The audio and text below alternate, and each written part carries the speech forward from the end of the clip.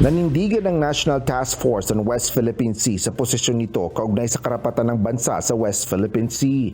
Partikular na dito ang Rotation and Resupply Mission Aurora para sa BRP Sierra Madre na nakaistasyon sa Ayungin Shoal.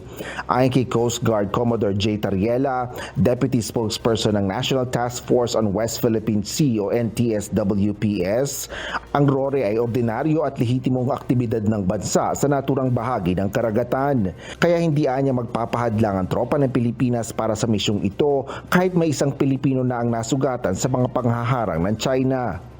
Ang ating supply operation po ay patuloy na gagawin ng Armed Forces of the Philippines at ng Philippine Coast Guard.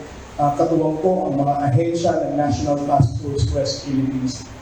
Bukod dito, sinabi ni Tariela na hinihintay pa rin nila ang desisyon ni Pangulong Ferdinand Marcos Jr. kaugnay sa planong pagsasapubliko ng schedule ng RORE ng Philippine troops sa Ayungin Shoal. Alinsunod dito sa polisiyang inirekomenda ni Executive Secretary Lucas Bersamin, Chair ng National Maritime Council. Nauna nang sinabi ni Bersamin na kaugnay ito sa dinadahilan ng China na hindi nila nalalaman ang aktibidad ng Pilipinas sa disputed waters. In the best interest of all parties, I think it was a wise decision for the President to accept our recommendation to publicize the schedule for activities without giving up anything. Wala namang masama doon eh. Asher Cadapan Jr., UNTV News and Rescue.